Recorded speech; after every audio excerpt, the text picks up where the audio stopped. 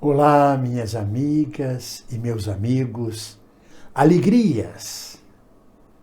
Eu peço a vocês, para não esquecer, a gentileza de dar like neste vídeo. É importante para o algoritmo entender que ele é importante e distribuí-lo mais ainda nas redes sociais. Não se esqueçam de tocar no sininho para que sejam notificados dos próximos vídeos, de compartilhar este vídeo e de se inscreverem no meu canal. Eu hoje estou profundamente tocado pelo poeta, pelo filósofo Fernando Pessoa. Mas não deixo de lembrar a vocês que hoje, às 19 horas de Brasília, às 22 horas de Portugal, nós temos a live Arte e Repressão, com Felipe Breyer, historiador e músico, Pedro Rocha e eu. Não percam.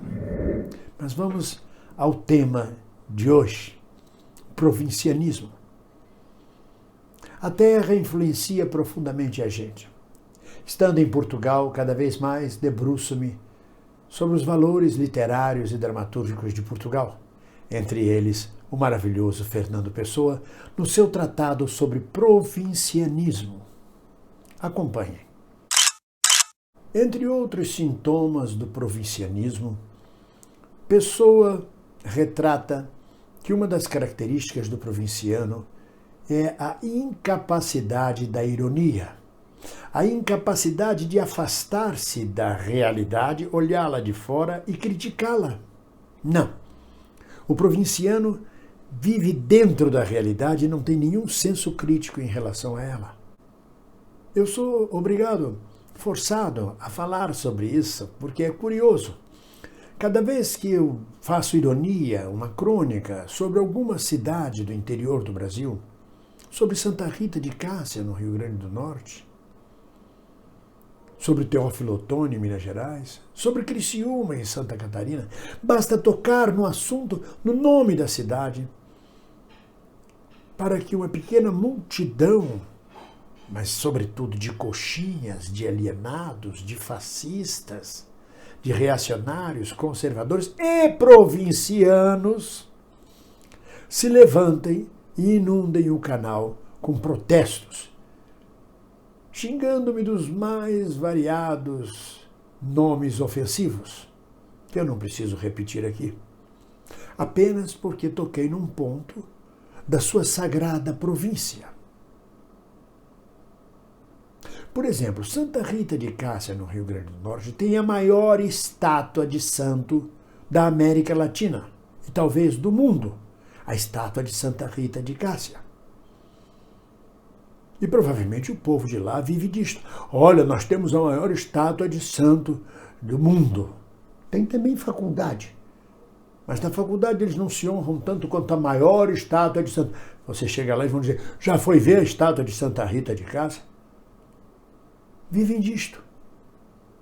Não têm noção de que construir uma maior e gigantesca estátua é uma coisa engraçada, é irônico, no sertão do Brasil. Mas é o que chama a atenção sobre a cidade. Mas é preciso ter um senso crítico sobre isso. E não defender com unhas e dentes, sem afastar-se da realidade e compreender que faltam coisas básicas naquela cidade, mas tem a maior estátua de Santa Rita de Cássia. A mesma coisa Teófilo Otoni, quando esteve lá Gustavo Mendes, o humorista, e um grupo de fascistas hostilizou. Eu critiquei e disse que Teófilo Otoni não é exatamente um polo cultural, o que é verdade, mas foi um levantar-se contra mim, embora eu seja mineiro, gente me acusando, inclusive, de você não é mineiro, você não pode falar. Não, eu sou mineiro. Foi uma demonstração do provincianismo. Agora, Criciúma, com um violento ataque de bandidos e de marginais ao centro de Criciúma, onde, ironicamente, 82% da população votou justamente no chefe miliciano para governar o país e sofrem o ataque da milícia. É preciso ter senso crítico, afastar-se sobre isso. Ter ironia, mas não conseguem ter. O provincianismo é natural e característico de todas as pequenas cidades e de todas as metrópoles que não são cosmópolis. Por exemplo, As capitais de província de toda a América Latina e dos países de África, sobretudo dos países subdesenvolvidos, sonham com Paris, com Nova York, com Berlim. Quando Nova York, Paris e Berlim já estão dentro deles. Essas pessoas não precisam sonhar com Nova York, Paris e Berlim. O maior exemplo de antiprovincianismo que eu conheço é Carlos Drummond de Andrade, que saiu de Itabira, de dentro da província mineira, e veio para o Rio de Janeiro. E nunca mais saiu do Rio de Janeiro. Não precisou ir a Paris, a Londres, a Nova York, nem voltou a Itabira. Ele se bastava. E dizia: Itabira é apenas um retrato na parede. Ele carregava dentro de si o mundo todo, sem precisar sonhar com metrópoles, cosmópolis, cidades cada vez maiores e de maior consumo. Ele não era provinciano. Nenhum de nós escapa do provincianismo. O povo carioca era o povo que eu mais conhecia que era menos provinciano. O carioca debochava das questões do Rio de Janeiro, ria das questões, tinha senso crítico sobre as questões do Rio de Janeiro. De uns tempos para cá, com a decadência econômica, social e política do Rio de Janeiro, o carioca, em sua grande parte, tornou-se inconsciente, alienado, incapaz de ter senso crítico. Tornou-se fundamentalista, sectário, ignorante, bobo, com raríssimas exceções, é claro. Mas faz parte. Ninguém consegue deixar de ser provinciano. Existem sempre os reizinhos de província. O reizinho de província que eu chamo é aquela pessoa que naquela pequena cidade é considerada o maior filatelista da América Latina. E todos têm orgulho na cidade de apresentá-lo. Olha, este é o doutor Picorinho.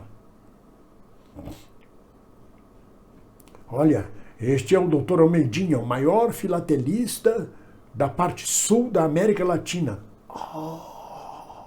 Que fantástico! Conhece a nossa fonte de água?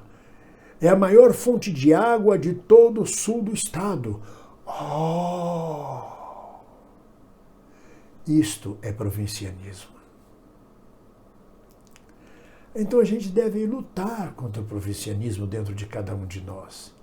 Porque lutar contra o provincianismo é adquirir um senso de ironia, de sarcasmo, um senso crítico sobre a realidade que nos envolve, sem deixarmos de ver as boas coisas da realidade que nos envolve.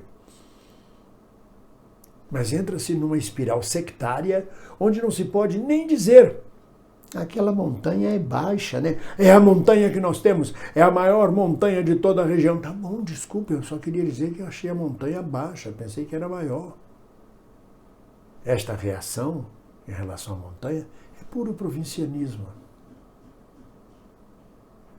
Eu me lembro de uma cidade do interior de Minas, eu não vou citar o nome para não ser atacado, que o grande orgulho dela era fabricar o melhor doce de marolo de Minas Gerais. A maioria de vocês não sabe nem sequer o que é marolo. É um fruto com pó amarelado dentro, que tem um cheiro de vômito, uma coisa horrorosa, mas que faz um doce. Mas aquilo só existe naquela região, naquela cidade. Mas a cidade se orgulhava de fazer o melhor doce de marolo de toda Minas Gerais.